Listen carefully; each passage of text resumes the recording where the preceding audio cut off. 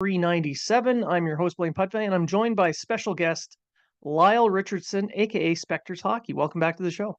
Thanks for having me back, Blaine. It's been a while since we last chatted. All things Habs and other NHL stuff. That's true.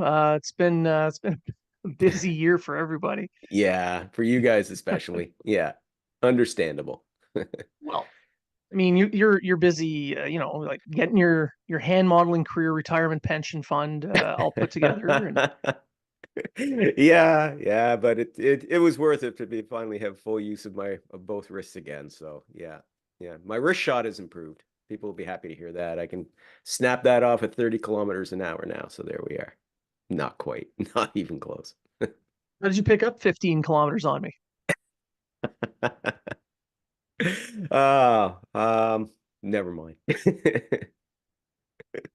Yeah, and unfortunately, I just missed you there when we went up to PEI for my son's hockey tournament. We were in Yeah. Summerside. Yes, it was kind of kind of unfortunate. I wish that, I mean, I understand that you've got a busy schedule too. It was just like, oh, damn, if I could have had like a few days notice ahead of time, I could have freed up time in my schedule to be able to pop up there. Because as soon as you shot me that, I was like, oh, damn it. Now I was actually sitting there going, can I rearrange it? Can I move it? Shit, no, I can't. So it's like, but yeah, no, no, it was great. You guys got a chance to pop up here to this hockey mad island, and yeah, We had a blast.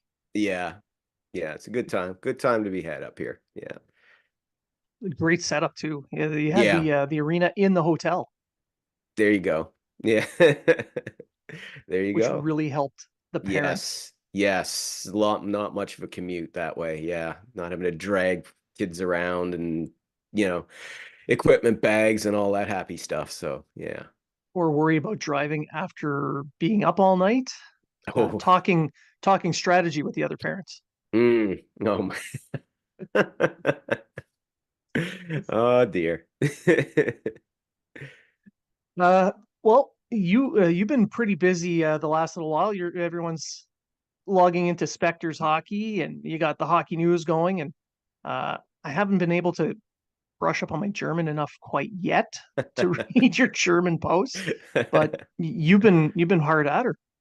Yeah, it's been a well, every season's busy and every season has its own unique stories and things for coverage and that. But this year with this trade deadline's been kind of an unusual one, excuse me, because you've got so many players that are actually here. We are a week out as we're discussing this, a week out from March 8 and or less than a week now. And there's still a large number of notable players still available in the market, even some new names popping up and there's several reasons for that. I mean, you've got a lot of teams that don't have much cap space, so they're either trying to accrue enough cap space to be able to take on a guy by deadline day, or you're seeing like what we saw with the Tanev deal and the Lyabushkin deals this past week, where it's our good old favorite three-way deals where you get one team that's got cap space willing to be a third-party broker. So, you know, so that's been a big part of why I think we haven't seen as much movement as we had in previous. Plus, we really haven't. There's not really haven't really been too many big names up until lately. I mean, Jake Gensel was flying around out there with the Penguins, but it was sort of, are they going to move him? Are they not? So you Yeah, didn't really know which way to go with that. No offense to Chris Tanev, but when you're the biggest name on the block for weeks, that doesn't really say much about the quality of talent that's in the trade market at the time. It's kind of perked up now. We've heard more about Jacob Markstrom, so that's kind of got everybody a bit yeah. excited and that sort of thing. Pavel Buchnevich is another guy that's popped up lately, so that's kind of added a bit of spice. But you think back to last year, you had guys like Patrick Kane was, out there. Tarasenko was a bigger name last year than he was this season. Some of the Yeah. shine's kind of gone off him, but this a year ago he was a big name and all and so on. And let's face it, you had Elias Lindholm get traded, in the end of January, so that took at that time the biggest name off the market. So it's that's been a factor too. But It could set up actually, though, it could work in our favor for those of us who cover deadline day because it means we'll have a lot more to write about than okay, where's this third line checking forward going and where's this number five defenseman going to get traded? Because there'll still be should still be a decent number of recognizable names still in the trade market. Fingers crossed by this Friday. Well, there has been some other names, but it's all unfounded rumor websites that have no face, and people are Clickbait. trying to pick up on that crap. But Mm, uh, you're what we've been seeing from legitimate sources is pretty quiet. So yeah. maybe by the deadline day itself might actually be something worth watching. Yeah. Yeah, and that's what I mean with all these different names that are still here, less than a week out that are still in the market. And as you said, there could be a player or two that gets moved that has not appeared in any of the trade lists from TSN or Sportsnet or Daily Faceoff or ESPN. So there could always be that element of surprise in there as well. So with all the big names in air quotes out there, I think that kind of that does open up a little bit of a door for Hughes to get some decent value off players that he's willing to move. I mean, David Savard, his name's been out there. Jake Allen, even Joel Armia recently. Yeah. And yeah, and I mean, well, I mean, I think Habs fans' appetites a little bit whetted, if you will, by what he got for Sean Monahan. And may I just say, as a quick aside, two things. First of all, that is outstanding asset management by Ken Hughes. That's a master class in asset management. You acquire a guy from a team that gave you a first round pick to take him off your hands and then almost 2 years later, you trade him to another team and get another first round pick. I mean, yeah, okay, it's the Winnipeg Jets. The pick's probably going to be at the bottom 10 or 12.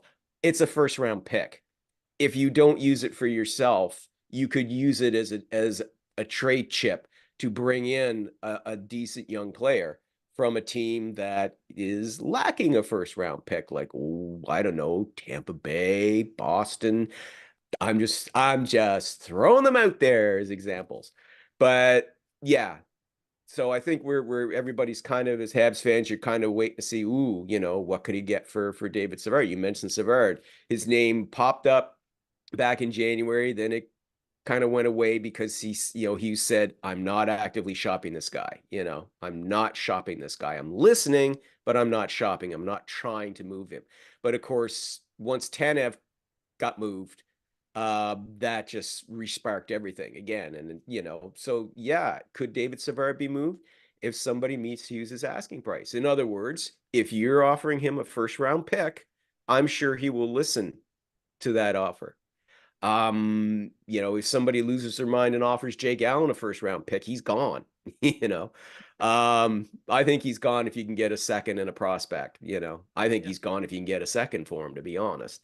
Again, no disrespect to Jake, but he's considered a backup goalie at this stage, and goalies usually don't tend to fetch much of a return, especially backups. Yoel Armia, right now, I'd say you're looking at if you can get a second rounder for him, you're doing well. Even though yes, he's played well of late, I know, but he's got that pattern of inconsistency with his scoring. So hey, if you get a first round, we're all doing the happy dance if you're a Habs fan. But I'd say if you get a second rounder, you're thinking that way. But the other thing I wanted to mention though about Sean Monahan is you can really tell what a presence he was on this team and how much he meant in that dressing room by the team's performance since the trade. They have struggled in part because he's not there to take the key faceoffs. They miss the offense that he provides because they were already, struggling with secondary scoring, beyond the first line. And it's really apparent now that Monahan's gone. I mean, New Hook's back, and he's playing as well as he can. But he missed what 3 months with a high ankle sprain, and it takes a while to Yeah. get back into the rhythm again. So, yeah, I think, a lot of Habs fans tend to kind of underestimate just how important some of these guys are. And that's why, if they trade David Savard, I'm going to tell Habs fans listening right now, don't get upset if the defense winds up giving up more goals and more scoring chances than they have. You will really see what a difference he makes if he's Yeah. not there. Just like Monahan, the stability that Yep. Monahan brought to the lineup, Yep. that's what you see from Savard. While people kind of poo-poo his actual play, even though he's being played up much higher in the lineup than he should. Yep. But the fact that he's there, he's eating up a lot of ice time and insulating the younger guys. Yep. And he's providing that leadership. He's providing, the benefit of his experience. And you take that the same as Monahan did, I mean, and David Savard won a Stanley Cup with Tampa Bay. So he Right. knows, and that's not a knock against Monahan either. Monahan had been in the league 10 years. You pick up a lot in 10 years. Um, you know, and I don't blame Ken Hughes for trading. Ken Hughes promised him if we can get a suitable deal, we're going to send you to a team where you get a chance to win the Stanley Cup. Again, Ken Hughes doing right by his players. Could Monahan come back? I'd like to see him come back if he wants to, but if he I doesn't, don't expect that. no, I don't either. But I said if he wants to, and if he's willing to do it for a reasonable contract, sure. But if not, there's other places you can go. But yeah, Yeah. I just caution people as well, and I'm hope I'm not going off on too much of a tangent here, Nope. Blaine. But I've also read, from I'm not gonna say their names or anything like that, but I've read from people that I think should know better, sometimes suggesting, well, we should trade Mike Matheson while his trade value is high. And I'm sitting here going, okay, and who's next after that, right? Like, how many veterans do you want to trade off of this roster? you know? Or I've also heard the suggestion, maybe they should trade one of their younger players too while their value's high. Maybe look at moving Caulfield, or maybe you look at moving you know what I mean? Yeah. Maybe Yeah. look at moving somebody like Arbor Jacki, who's, listen, I don't think his value is going to be high, but you know what I mean? And I'm sitting here going, okay, so you want to move a couple of the younger guys. At what point do you stop doing that? Before you all of a sudden you wake up one day and realize this team is nothing more but a development club for the better teams in the league. Because that's the slippery slope you're going to go down if you think, oh, let's trade that guy, let's trade that guy, let's trade that guy. No, no, no, no, no, no. You need to maintain a core. You have to maintain a core to build around, you know. And Mike Matheson right now is part of that Yeah. core. You don't move. Absolutely. Yes, I understand. Yes, it makes his defensive boo-boo sometimes. That's what happens when you're a puck moving defenseman. Sometimes, whoops, it's going the other way. But overall, this guy logs a lot of ice time. He's having a great year offensively. I mean, people tend to forget he's in the top 5 in scoring on the club. He's doing very well. You don't move this guy. You don't move that guy. You just don't. Well, no, he's the one he's the number one D man on this team right now. Yeah. He's logging all those minutes. He's playing in all situations. Yep. And what that's doing, it's letting the younger guys take on bite-sized pieces as they develop. Exactly. Sure, his value is very, very high right now. You could probably get the equivalent of a first plus for Sure. him, Yeah. but why can't you do that next year? hmm if you're comfortable enough in the young players that you have by that point, that Yeah. you feel that Matheson is a luxury, if you've reached that point, that you really, okay, sure, but not while they're in the middle of the second full season of a rebuild. you Yeah. know, I gotta say, Blaine, Jack Todd of the Montreal Gazette a couple of months ago came out with the perfect analogy. He said some Habs fans, they want this team to win every game and win the draft lottery. Yeah. It's like, pick a lane, because neither of those is going to work. If you're winning every game, you're not going to win the draft lottery. Okay. Well, they came close in 2021. They went to the Stanley Cup final and they got the first overall But pick right after that. they didn't win every game, Blaine. That's the It's true. thing. That's true. That year. Remember they backed into the playoffs that year. But honestly, there's a level of impatience there among some Habs fans that I get tired of. And I see it again from people that I follow or I read, that I sit down and I look at them and go, you should know better, because this is the second full season of a rebuild. What were you expecting in the second full season of a rebuild? Were you really expecting a playoff berth? Were you really expecting, let alone cup contention? You know, this team, the way it's built, you have to look at it and understand that this is still being built with young talent, and they're going to make mistakes. Some of them are in different levels of ability and experience. It's going to take time. That being said, I mean, there's some very positive things I'm seeing out of this season. I mean, first of all, they are healthier. Yes, granted, yes, they lost Kirby Doc for the season. And oh my God, how much better would the secondary scoring be if we had him for a full season? Right? Him and Yeah. Slafkovsky and that chemistry that they were starting to develop in preseason, in that first game of the season before Doc got hurt, or Newhook as well, being gone for 3 months. But they are actually healthier. I mean, here we are, March, and hey, Slafkovsky's still here, Caulfield's still here, Gooley's still here. We're not sitting here looking at 6 or 8 guys that are listed as gone for the season, right? They're still here and Yeah. still playing well. Um, but just very quickly, I mean, I have no concern about their goaltending. Montembeault is a reliable starter. In fact, it pisses me off how he's being overlooked by certain talking heads when they come up with their dream team for Canada at the Four Nations tournament next year, or the Olympics in 2 years, and nobody mentions Montembeault. Well, I think one guy did. I think maybe it was Kevin Weeks who mentioned Montembeault. But regardless, Monty's playing very well. And the only reason why, because we've got you've got this hydra of goaltenders right now. He's not getting really the full opportunity to really, prove that point. He will next season, whether it's himself and Jake Allen or himself and Caden Primo. And I think it's going to be him and Caden Primo, because Primo has also improved, I think, by leaps and bounds this season. You Just know, look at his game against Tampa last night. Exactly, exactly.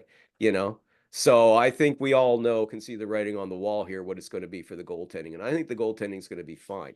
The defense, yes, of course, we need more experience there. They need more skill there, but Caden Gooley is proving himself as a reliable, I think, top 2 defenseman. You know, I think Arbor Yeah. Jackeye, that time he spent in the minors did him a world of good, because he's playing a much more responsible game defensively now compared to what he was. He's also picking his spots. He's not being like a big giant puppy running around trying to hit and punch everything, Yeah. which was entertaining to watch last year, let's be honest. But yeah, he needed more discipline to his game.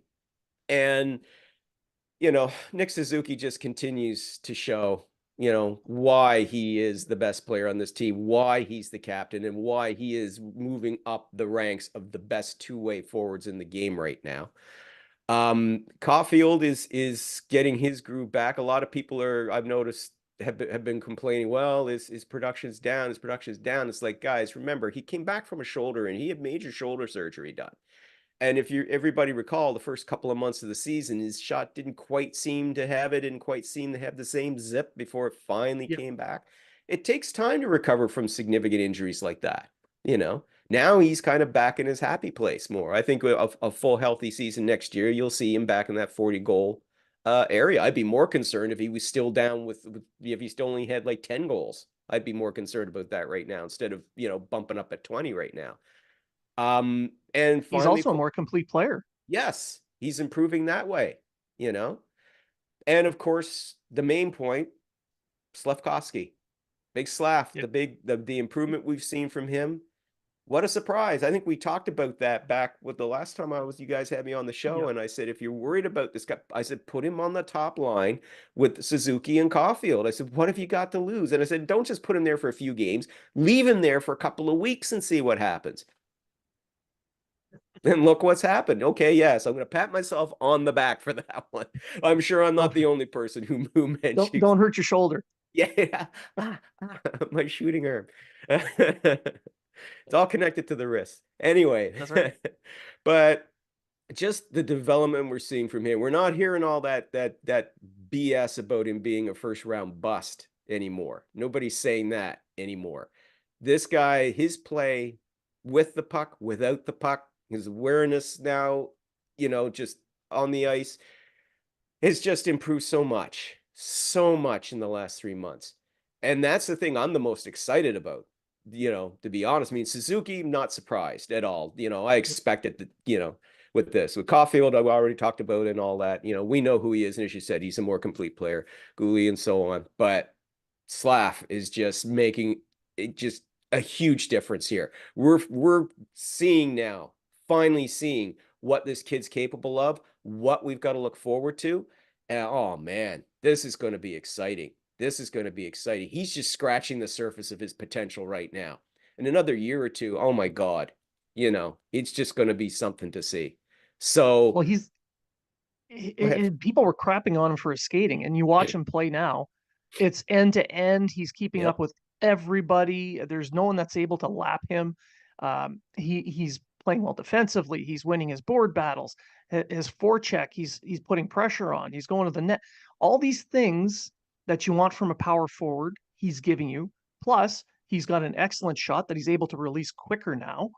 That was Yep. a big thing at the start. Now he's doing it, and his playmaking skills are out of this world. Mm-hmm. Oh, that's always been his strength was his playmaking. But Yeah, yeah, now his released on that shot. All that work with the shot doctors paid off. yeah, it People did. laughed about that, but it's like, hey, nobody's laughing now. He lets that go. It's quick and it's heavy. There's a lot Yeah. on that, a lot of velocity on that on that release. So yeah. Um, I understand. Look, all the losing, sure, it sucks. I mean, yes, we were all mentally prepared going into the season. Nope, they're not going to make the playoffs. We know that, but we're hoping for some improvement. But yeah, but yes, the losing can get to you, especially when you consider that at the All-Star break, this team was playing 500 hockey and had been from the start of the season onward. They had a couple little dips and then they would get it back, but they were 500. And I think that's the team they truly are. Losing Monahan hurt, no question, you know. Um, but I just think, if things go the way that we hope for next season with a healthier roster, with Doc back there, and if he and Slafkovsky, renew that chemistry they had, now you've got two strong scoring lines going on because we all know Suzuki and Caulfield, peas in a pod. There's no worries there, right? But you go along with that, and then it's going to be what Hughes can bring in the offseason, or who knows, maybe at the trade deadline, because there's also kind of talk about that. Maybe he's not doesn't just bring in draft picks or prospects here. Maybe he could also get a good young player who fits well within this. Somebody who's mid to late 20s fits into that timeline of what they're trying to build here, right? And if you can't, but I definitely think he's going to be bringing in a scorer in the offseason for sure. If he's Oh, loading up on 100%. if he's loading up on draft picks and prospects, he's not hanging on to them all. Some of that's going to be used as trade bait to bring in somebody. So, and I also wouldn't be surprised to see him go after maybe another experienced defenseman as well. Again, not somebody in their 30s, but yeah, somebody sort of late 20s who can again help provide that experience and that leadership and skills that they need. Well, I mean, we're looking at a team that clearly has a ton of holes, but Of the course. pieces that are in place already are Yep. quality. So, like Yep. you talked about Suzuki. Now he's almost a point per game player. Mm-hmm. He's also one of the better defense two-way centers. Uh, can we now say he's a first line center? Or is that still illegal to be mentioning that? Are we called homers if we do it? Because he's done everything a first line center needs to do and more. Yeah. And that's the thing. Again, Blaine, Up until the start of this season, yeah, you were hearing that. I didn't buy into it because I was seeing the steady progression. Okay. But I could kind of see where the critics were coming from because it was just like, yeah, but look at his points. And I'm like, yeah, but look who he had playing with him last year. He only had his running mate Caulfield for half the season, and then he was gone because of an injury. When you don't have very much to pass to, right, or to play with, yeah, your points are going to be down. But regardless, this season he's really silenced those critics. When you're up to a point per game, okay, you can't sit there with a straight face and go, no, he's not a first line center. Well, yeah, he kind of sort of is now, right? So, yeah. Um, but again, it just all ties into all this improvement. I mean, as you said, the core is coalescing, for lack of a better word. It's starting to come together. We're starting to see. I mean, we already knew who the obvious pieces were, but now there's no question that Slafkovsky's a core player. There's no question now Gooley's a core player. There's no question now that Montembeau's a core player. You can see the guys now that you're going to build around, and that's going to be there for the long haul. So it's just going to be a case now. Again, this is a development year for a lot of guys, for guys like Jack-Eye, obviously. You can consider it, the same thing for for guys like Harris, for other younger defensemen, for the younger forwards, that it's a development thing. And even some of those, maybe one or two of those kids ends up getting traded, to bring in a better player. That's possible too. It's good that they're in a position too where they've got so many defensemen on the club and Yeah. in the system, that that one or two of those prospects are going to end up being used as a trade chip. You know, now is it going to be Exactly. Lane Hudson? Relax, no, it's not going to be Hudson. Relax, it's not going to be Ryan Backer. Sorry, no, no, no, those guys aren't going anywhere. But there could be others, right? There could be guys even on the roster right now, not with the last name of Gooley. I would even say Jack-Eye's not necessarily safe. I No, I don't don't think, think he yeah, is. I don't think they want to trade him. They like the physicality he brings. They love that. They love that big shot that he's got. I'd like to see him on the power play more often, to be honest, with that big Yeah. blast. But I don't think he's necessarily safe either.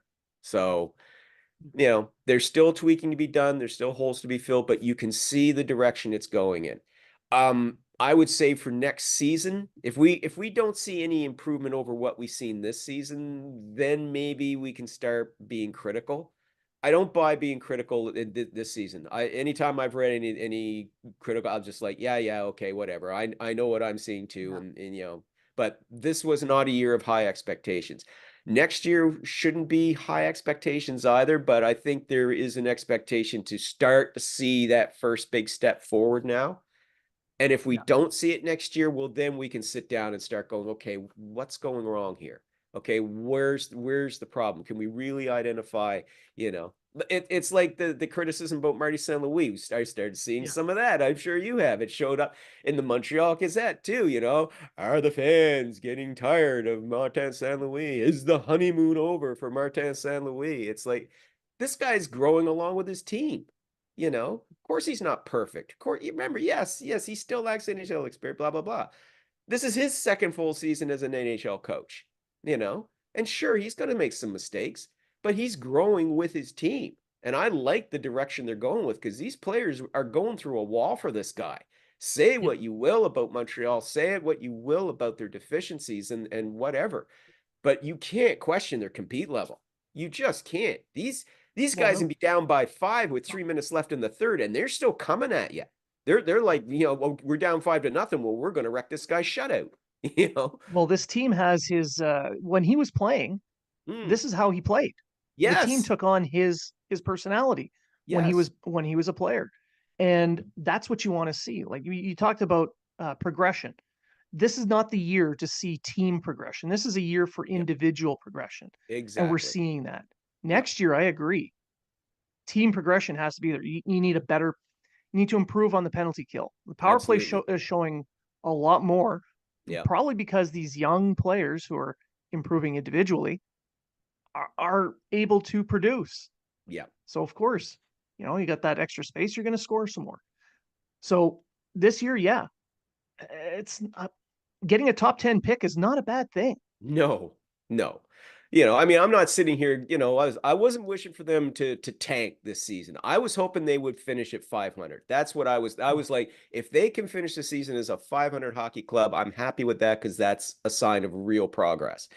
Doesn't look like they're going to be at 500, but they were at 500 for most of the season. So I can live with this. I can understand, again, as we mentioned, about the effect of trading away Monahan had and the potential effect it could have if they trade away Savard. I think they will struggle even more. But regardless, I liked what I saw from the start of the season up until the All-Star break. I liked what I was seeing. That's the direction that I was thinking of seeing the team going in. And in the last 2 games, though, even though they were losses, they acquitted themselves well against the Against Panthers. good teams. Yes, against a Stanley Cup contender in the Panthers, and against a team that is like the Lightning, that's no longer a cup contender, but is still dangerous. It's still got a lot of talent, can still hurt you.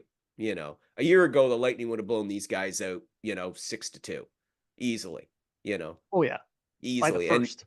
yeah, yeah, like the game would have been over after the first period, and the score at the end of the first is Tampa Bay 4, Montreal nothing. That's what it would have been, right? And instead, they needed a shootout to beat the Habs, to beat this young, rebuilding, at times struggling Habs team. So yeah, part of it is they get up to for bigger opponents. I mean, they've given teams like the Rangers fits. They're always up whenever they face the Leafs. But whenever Yep. they're playing somebody like Columbus or something like that, well, they kind of, yeah, they don't really see them as the benchmark they go for. Though they did beat, Anaheim and Arizona, so yay. But you know, yeah, they had problems with teams like Buffalo because they're right on the same level, and I don't really think that's not what you're aiming for. They're aiming to prove themselves against better talented teams. Now, we're going to take a quick commercial break. And then when we come back, we'll get into some of these NHL rumors and Yep. talk more about some of the Montreal Canadiens who are floating around in there. We've touched on it a bit, but I think we'll get into it a little deeper. And if we have anything to rant about in that half, we will do it 100%. Oh So yeah. just stick around and we'll be right back after this. Welcome back to Habs Unfiltered. Those were some amazing commercials. And lo and behold, as if by magic, Trege Wilson has joined the show. Hi, everybody. Cue Steel and Cold Steve Austin music. Let me get my protein drink here. Because he said so. That's Stone why. Cold! Stone Cold! By God! We're going to cover the rumors as they pertain to the Canadiens at the very least. But Treg, because you missed the first half, I'm going to give you the opportunity to kick it off in the rumor realm. So, what is it you want to know? Ask Lyle. We have the expert here. Well, I'm such a good insider. I don't need to ask questions to people on what I need to know. I have 14 hours in my insider thing. So the more hours you have, the more in the know you are. Insider. For each R is a contact you have that gives you information. I personally, I think this is going to be a very quiet deadline for the Montreal Canadiens. I mean, we have Hughes now saying, "Oh, we're okay with 3 goalies to the end of the season." I mean, I think that's a tactic to sit there and say we're not as desperate to get one of, let's be honest, Jake Allen as we were 3 months ago. I do believe they don't want to trade David Savard right now, unless, of course, they get that first in a prospect and someone overpays. I think Jordan Hare's name's coming up a lot, but again, I think it's going to take. I think he's a package deal in the off season for something else. So personally, I wouldn't be surprised if Allen or there's a little move here or there, but personally, I think it's going to be. I think Canadians, if anything, are going to be a third party and somebody else's trade if anything happens at the deadline. So I don't know if you're seeing any of that out there or that's what you're hearing, but that's how I think it's going. I think Montreal's going to be very busy at the draft and in the offseason, more so than at the trade deadline. Yeah, So, that's pretty much what we talked about just briefly, Blaine and I, yeah. in the first segment there. Yeah, I'm not going to go over the same ground Yeah. again. I mean, Yeah. you touched on it. Yeah, if somebody's willing to step up and pay what Ken Hughes wants for David Savard, which again you said he's not shopping him, but if Yeah. somebody's willing to step up and overpay, he'll do it. Yeah, I don't think there's very much of a market for Jake Allen right now. No. That's just the reality of the situation. They'll try and move him out in the offseason, as you said. Harris is, as you said, came up, but on his own, he's not going to fetch you much. You package him and off he goes, because you're right. As Blaine and I discussed, the offseason is when Hughes is going to make his biggest moves. There is some sort of just general talk that maybe Hughes could bring in a quality player at the deadline, not necessarily be a seller, but also perhaps a buyer. I don't really know what's out there that he could do that. Of course, I'm just talking about what's the names that have been kicking around in the trade market. That would kind of fit what they would be looking for. A guy who'd be in his mid to late 20s who would fit that timeline for the rebuild that they're looking for, playing either on defense or up front, be it like a secondary scorer or what have you. No, I think the bigger moves are coming for the Habs in the offseason. He's going to amass what he can for draft picks and prospects and use some of them as trade chips. I do believe he's going to try to shop Armia now that he's hot. It kind of has I don't think I'd wait on Armia until next. Well, he is like he's played well since the All-Star break. Yeah, and I think he's the Habs Zoolander. I know he has another year in his contract, but I think he'd be smart to trade while it's high, rather than wait till next year to see if you get which Armia you get. So. And I don't know if there's a market for Tanner Pearson. So I think Tanner Pearson's like who that they had someone last year too that was on there last year, and they couldn't trade him off. I forget who it was, but they'll probably just keep him, and when his contract's over, it's over and it's off the books. Well, Armia's shown that in the playoffs he's got a very high value. So yeah. What teams could possibly be on the lookout for a guy like that right now? That's a good question when you mention that, because oh my goodness, trying to think who could use this. Said Toronto, perhaps. Toronto could use a guy like that. Yeah, but you'd have to retain salary though. They're so tight to the cap.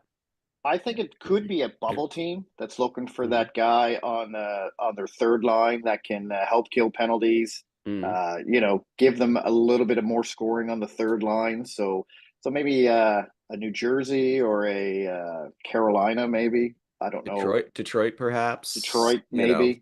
Detroit's on that bubble. Are they going to sell? Are they going to be hard buyers? Are they going to be? They're not going to sell, but are they going to be hard buyers or cautious buyers? That's the thing. Yeah, they're not selling this year. Yeah. This year, Yzerman's buying, but it's which way is he going to go with it? The team's playing well. I mean, okay, yeah, they've dropped their last couple of games, but overall they're playing well. So, Yzerman's going to be a buyer for sure. Maybe Colorado for that third. Maybe more depth at center. Somebody like Armia, maybe, but again, he'd be way down though. I think their wish list. He'd be almost like if they haven't addressed that need and there's like 30 minutes left till the deadline and there's nobody left. Okay, if Montreal's willing to retain salary, if we give them something decent, we might take this guy. Yeah. But I mean, I just think it. They're in a wild card spot, and they could always use a little bit more depth. Yeah, and they're moving. Yeah, Barry Trotz is in what Pierre LeBrun called a hold or buy position. He's not selling. All this talk about UC Saros could be traded to New Jersey, and this guy's going here, and Tommy Novak, apparently they're closing in on a new contract for him, so he's not going anywhere because his name's been kicking around. No, he's definitely hold or sell, or hold or buy. Sorry. So maybe somebody. Yeah, maybe Armia could go there, but I'm not sure if that's really the kind of need. I think they'd want to grab another scorer if that's at all possible. I'm not sure that Armia really addresses that need, but Vegas could pick him up. Vegas has everybody on LTIR again, so they could. yeah, but Pulling a lightning. Vegas is going for the big fish. They always they take after their owner. It's, go big or go home, right? Yeah. So they always try to make the big splash at the deadline. They need scoring winger with Mark Stoke's, Mark Stone out for the rest of the season and perhaps could miss the start of the playoffs. So that's why Jake Gensel's been brought up. Pavel Buchnevich has been brought up. That's just two. Think of any other right wingers scoring right wingers that you can think of. Maybe there's somebody again that nobody's talked about who could end up getting moved. But yeah, they'll definitely be looking at, one of the more notable scoring forwards at the deadline. Maybe if they have room afterwards, you could look for somebody like Armia, but yeah. So then there you go. Makes it I tough. think it's going to be a quiet trade deadline for the Canadiens. I really do. Unless someone takes a bite on Allen, I don't see much happening, really. And like you said, unless someone really wants to overpay for David Savard. Yeah. Which is possible. There's guys coming, though.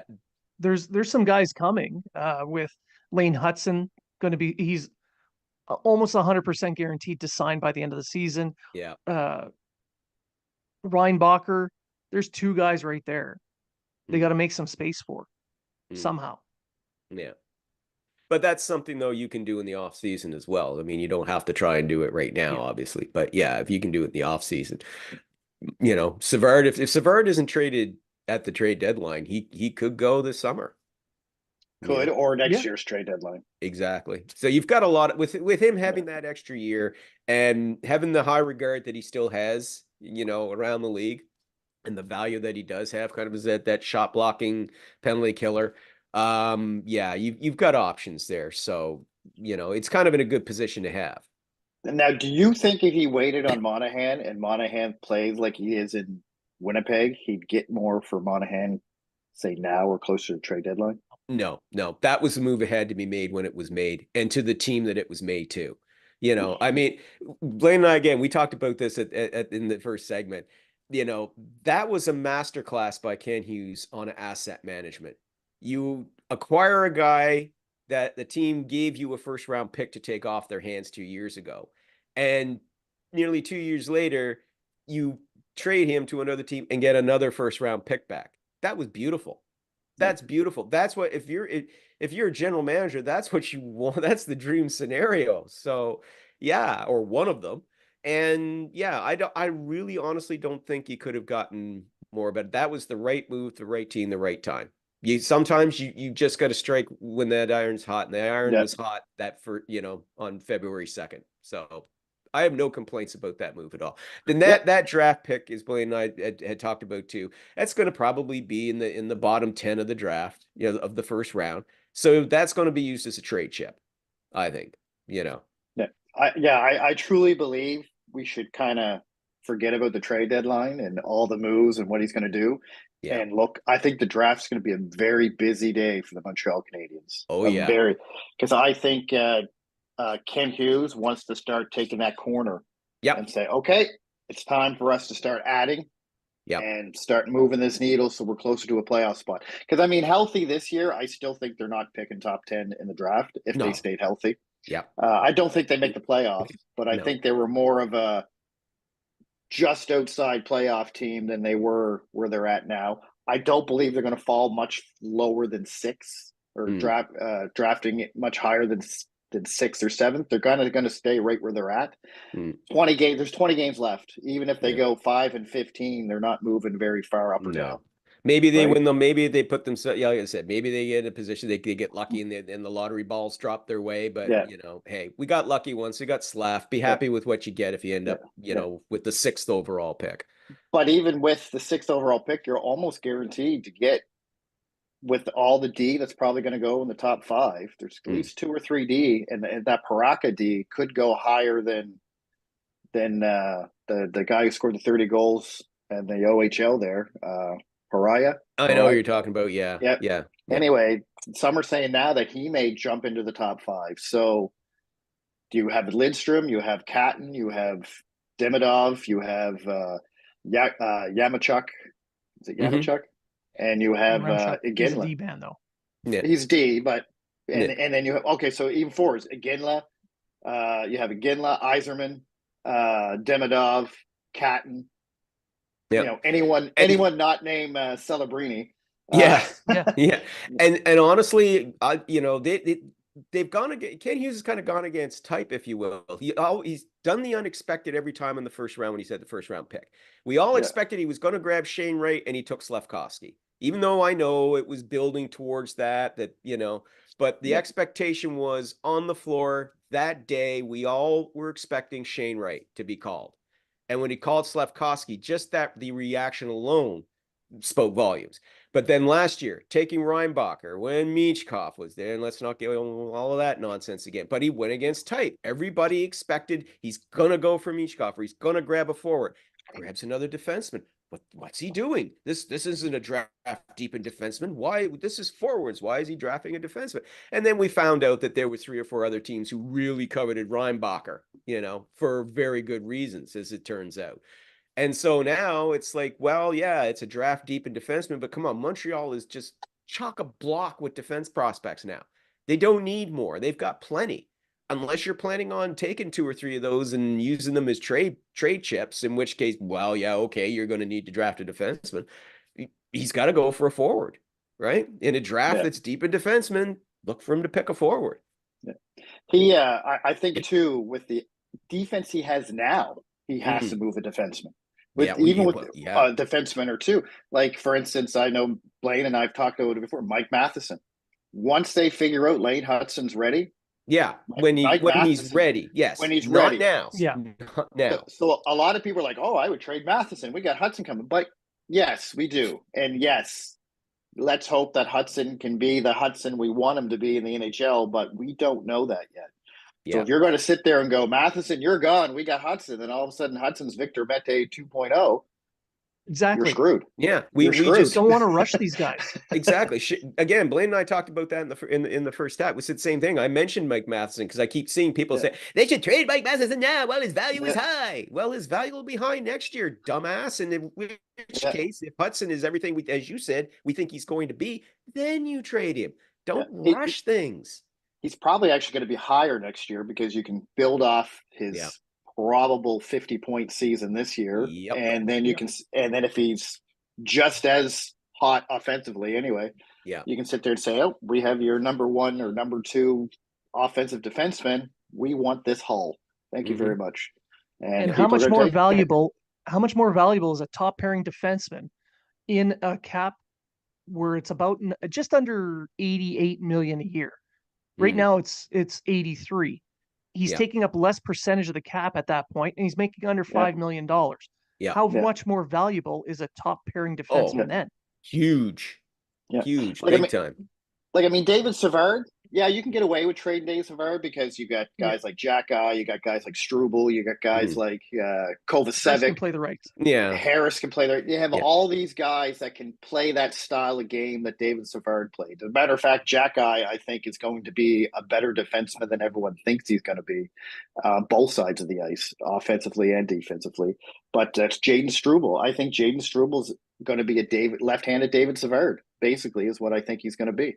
He's going to have a little bit of offensive flair, but he's going to be that guy that's going to be a warrior and put his body in front of everything that comes his way and do what he can to, play a hard defensive game. So Savard right now is expendable. The question is, do you want to get rid of that leadership on a young D-core right now? And I think that's why Ken Hughes is saying he may not be a first and a high prospect value to you, but in terms of off-ice value to me right now, that's what I need for you to take him. Yep, exactly. So, and if other GMs will understand that, and they'll go, "Well, do we want to overpay for him? Is he going to give us that Stanley Cup? Is he the missing piece? Yes. All right, let's go get him. No. All right, Kent. We'll see it. We'll talk to you next year. Yeah. I think the bigger value in any trade right now for Hughes is the cap space he's going to gain. He may not, he may want a certain value back, but he might Yeah. take a little bit less just to offload some of these contracts. Not necessarily right now. I think No. the trade deadline is going to kind of pave the way for conversations with other GMs. But come draft day, I think you're right. I think there's going to be a bunch of moves because it's not necessarily next season that they need the money, but the season after when Slafkovsky is going to Yeah. be going into his next contract. Yeah. And that's not going to be a bridge deal. If he develops as what we're seeing from him this season, if that carries forward, that will not be a bridge deal. That's going to be 7 or 8 years, and it's going to be expensive. I mean, You think even maybe after like a Svechnikov type of value, like 7.75, Going to 8, be something higher. around there. The way the Yeah. market's growing with the cap, that's going to be higher. That's going to be higher. I know that people are going to say they're not, no way they'll pay Slav more than Suzuki or Caulfield. You look at the cap and where it is, and unfortunately, this is the way it goes. As the cap goes higher, so does the value. And I guarantee you, between now and then, there's going to be teams that are going to have players that are kind of comparable, and they're going to overpay. And Slav and his agent are going to point at that and say, "That's what I want." And you can't blame them because the market, if the market's set, there you go. If they could get him signed for, 7.5 mil a season on 8 years, if he blossoms into what we're expecting him to be and what we're starting to see from him, that will be such a bargain that will, you look back on that and you'll laugh at what a steal that was. well, I If they mean, can pull it going off into where he's been, yeah. So if they can pull it off where he's making about the same or even a little bit less than Caulfield and Oh, Suzuki, yeah. a top line of 3 guys making under $8 million, that'll be unheard of in the NHL in 2 seasons. Yeah. so 24-25 is probably the most important season for them because they have Justin Barron. Who else here? Just hold on a sec. They have everyone: Justin Barron, Jordan Harris, Jaden Struble, Caden Gooley, all RFAs. Yuri Slafkovsky. You're losing Armia. You're losing Jake Evans. You're losing Mike Pizzetta. David Savard's gone. Kovacevic's gone. Dvorak's gone. Harvey Bernard's RFA, but I think he's like Ylonen. You're gonna, maybe, maybe not. Yeah. So it's going to be. Plus, you have Heineman, RFA, Sean Farrell, 10.2 arbitrary RFA. So there's a lot of young guys you're going to want to sign. Some of them you're going to get for cheap because they haven't. Like Jaden Struble probably won't cost you a whole hell of a lot, but No. Barron might not, if he's still there, might Barron not may cost you a not be whole. there. Barron may not be there. I truly believe Harris and Barron are the 2 defensemen they're going to dangle and say there's still potential in these guys. Well, Barron, Harris, you know what he can do. Yeah. So there's going to be a lot of. You're absolutely right, Blaine. It's not next year, but the year after that, they're really going to want to clear up that cap space, and the two biggest cap problems are still going to be there in Anderson and Gallagher. So which makes it really, really important that they have someone who's very good at negotiating contracts. And it just so happens they hired a former player agent. That's why I don't. Yeah. That's why I don't have any worries about this team's future and what they're doing, because Hughes has already shown that he's got an eye for talent. He knows what to bring in. He knows what he's looking for. He's already shown. Now, of course, he's got all these, obviously other people helping him doing this, but he's still the general manager. He's already shown that he can swing a hard bargain and win more often than not when it comes to trades, So yeah, and he's already shown as well with some of the signings he's made his, that experience as an agent, So that's why I'm not all that worried going forward with with him doing this job, because everything he's doing so far, he's got his vision, he's laying it out, the players that he wants for the timeline that he wants, but he's also getting him signed for the kind of contracts he wants. Cole Caulfield is a perfect example of that one. Caulfield's contract. I mean, Jesus, you got him and Nick Suzuki, who was signed previously by the previous management, to a good deal, as it turns out, a very good deal over the long term. And Caulfield now, same thing. So it's like I said, if you can get Slafkovsky,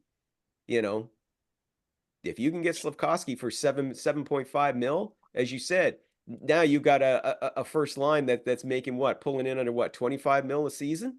Yeah. You know, Jesus, look at Toronto's first line and tell me how much that cost, right? I mean, come on, you know. So The smart thing about it too, Suzuki's contract's going to look like one of the best contracts in the league. absolutely. Yep. Sorry, what's his name from the Athletic, Dom there from the Athletic, who says it's one of the worst contracts in the league, but it's going to turn out to be probably one of the best. He's almost a point per game player now, and this is in a season where Caulfield isn't scoring the way he should be. He didn't get his 20th goal last night, although everyone he did. He didn't have it, then he had it, then he didn't have it. And then Slafkovsky, with his kind of dead season up till Christmas, basically Suzuki's been doing it on his own for 2 years. So for 2 seasons, Suzuki's been improving with no help. On his own. And now that he has a little bit of help, he's actually proving Hughes right when he said, I'd rather a guy like Bergeron, who's not going to score 100 points, right? But he's going to make everyone around him better as he improves as well. And I mean, Bergeron, I think, only had 1 or 2 point per game seasons where he averaged a point, but he's considered one of the best centers in the league. And I think Suzuki's there. And if I seen a chart a couple of weeks ago saying Suzuki's actually in the Selke talk, he's not. He won't win it, but he's in the top. He won't win it, but he's in the talk. Like he's in the top 10. He's there. Yes. And since January or Christmas, Suzuki is the 3rd highest scoring center in the NHL right now. Yeah.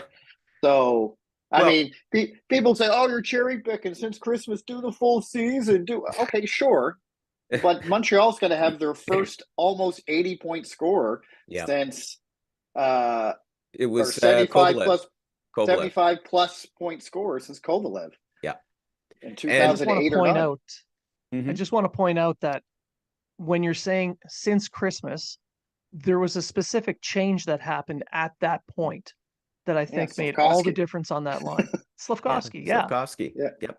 So everybody's benefiting on that. Caulfield regained his scoring touch. Look at that, with having that, that full line going. Oh, gee, since Christmas. Since Christmas. Oh, here's a fun stat too. Okay. Nick Suzuki had 11 goals in 11 games in February. There was only one other player who scored more than him. And that's Austin Matthews by 1. So, this month February was not a good month overall for Montreal, because as we talked about, Blain, the loss of Monahan really hurt the leadership and the experience in the room. But Suzuki has stepped up. There is no question. So, yeah. And I also believe that tied a record for most goals in a month over the past 30 years with, I believe, Turgeon. I thought I seen the stat last night during the game with Turgeon and I forget who the other person was, but maybe. Actually, it was Brian Savage. Brian Savage. Mr. October. That's right. I saw that too, Mr. October. But that's right. Yep. Yeah. So, but I mean, if you think about Suzuki too, everyone's going on, oh, Caulfield's not scoring. Caulfield's still on pace to have a 60-point season. Yeah. Caulfield's becoming a more complete player. Everyone's like, Caulfield's the one-dimensional. All he does is shoot the puck. All he does is score goals. Well, no, he's not anymore. Now he's setting up Suzuki. He's setting up Slafkovsky. He's back-checking. He's playing a better. As a matter of fact, I don't like the plus-minus stat, but for a team who's like minus 173 on defense, Cole Caulfield's only a -3. Yeah. For a guy playing on the top line. So, again, I don't like the plus-minus stat. I think it's a bit of a... Nobody likes the plus-minus stat. A Biber, like, oh, no, I did all my job, but he didn't. I got scored on. I'm now a minus. Yeah. Boo. Right? The possession stats are very high. Yeah. So, I mean... To sit there and say Caulfield's one-dimensional, I think he's proven this year he's not. And I think that's the reason why his goal total isn't as high as it was. Also, because everyone's covering Cole Caulfield. Everyone's like, oh, Caulfield's their scorer. And this is why Nick Suzuki's like, all right, I'll put it in. And don't forget, early in the season as well. I mean, he was still coming off of that, the major shoulder surgery. Shoulder surgery. That takes time Yeah. Major shoulder surgery. I'm not drunk. No, not at all. I haven't drunk at all here at 11 o'clock in the morning. But no, but yeah, I mean, major shoulder surgery. It takes time, as you know, Blaine and I discussed, it takes time to get over a significant joint injury like that, so yeah, now he's rounding back into form. I mean, yeah, he can still crank it. So, as you said, it's just he's improving and developing those aspects of his game. But back in October, over a 365-day span, Kotkaniemi had more goals than Nick Suzuki. Just throwing it out there. I seen this tweet. So Talk about cherry picking stats. One of them is going to be bought out, the other one's not. So let's just, we'll leave it at that. But we talked about the secondary scoring, and I think the bigger impact it's going to have once we finally get it in Montreal is that we see Caulfield and Suzuki producing, and Slafkovsky as well. And when they're the only line on the team that can score, when you have a second line that can score, you break up that defensive coverage a little bit and it opens things up. So you're going to have more points for that top line once you finally get a second line. Well, and part of it too, let's then again, where would we be now if Kirby Dach hadn't suffered that knee injury? I think it would be a completely different story. I think Slafkovsky would still be playing well. He'd still be developing along because, again, we can't forget Dach and Slafkovsky in preseason, you saw it, and in that first game, they had terrific chemistry together. And in fact, I was reading? They did a piece in the Gazette a couple of weeks ago about what Kirby Dach's been doing, while he's been recovering, how he's monitoring the games, and he said, yeah, he and Slafkovsky are still like tight. They're still talking. They're talking a lot, and they said they're really looking forward to next season, to playing together next season. Even though Slafkovsky is playing great on the first line. It's not like Slav is sitting there going, no, keep me with these guys. He's like, no, I'm really looking forward to playing with you next season. So if that chemistry continues, Doc's healthy and that chemistry continues, well, then it's just a matter of, okay, who's playing up on the top line and who's going to be skating on their left or right wing on the Doc Slafkovsky line. So, and that's why I think this draft's important for forward. Because really what you're missing, if Doc's healthy and Newhook's healthy, you have your second line. There's your second line.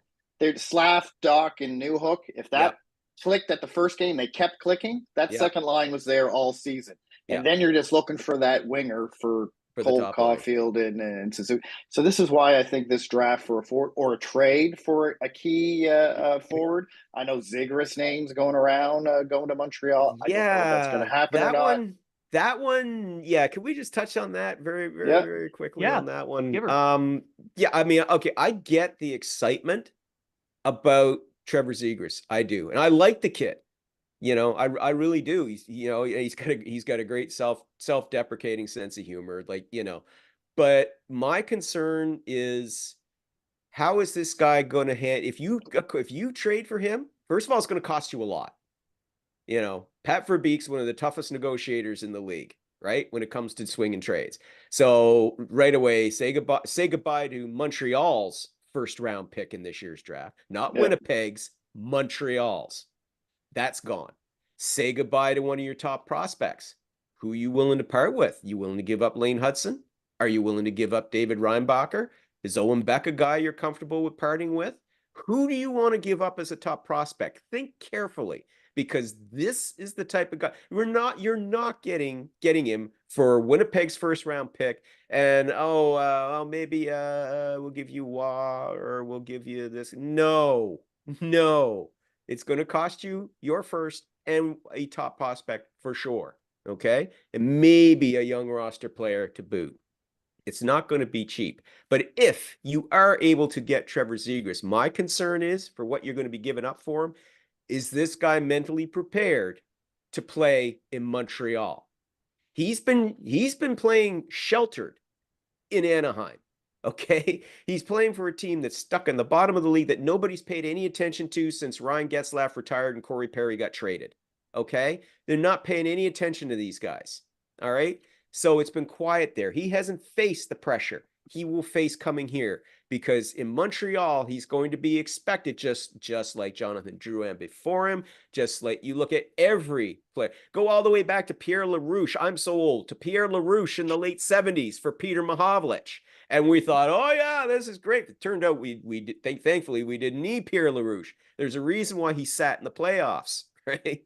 But that was the thing. A guy who was a 50-goal scorer in Pittsburgh on a bad team comes to Montreal, and the pressure was just too much. Okay. And Jonathan Drouin, bless him. He did his best. And when we found out all the things he was having to deal with, and needing to take time for his mental health, like my heart just went out to him. But it was just not the right environment for him. He was expected to come in and be the guy, and he wasn't the guy. And now you've got Trevor Zegras, who is incredibly talented. Yes, he is. Eric Engels said, oh, he's got more talent in his little finger than anybody on the Canadiens right now. Gee, I think Nick Suzuki would be a little pissed to hear that, but whatever. Fine. You go with that, Eric. I like Eric. Don't get me wrong. I just thought that was a little hyperbole on his part. He did explain himself later that's not quite what he meant. But that was out there. Sorry, your first reaction was the true one, Eric. Sorry, bud. Because he knew afterwards, oh shit, I shouldn't have said that. I'm gonna get blowback here. But yes, if Eric wants to come on the show and fight you, he's welcome. But honest to God, I mean, yes, his talent is undeniable, but can he handle the pressure of playing in Montreal? All that pressure, 20 microphones in your hand, 20 cameras in your face. If you have a bad game, it's going to be, you're going to have to deal with that when you go for a coffee, for crying out loud. So if he's mentally prepared for it and he can handle that, okay, sure. But you better make damn sure that he is if you're going to go after him, because if not, you will have given up at least 2 high-quality assets, more likely 3, to bring in a guy who is not going to be the guy. All right? Where it's going to be, oh, geez, he's lucky he's playing with Suzuki and Caulfield because they're dragging his sorry ass along. I can hear it. Okay? So, yeah. Do I think they're going to get Zegras? Honestly, no. I don't think they are either. I don't think that's going to happen.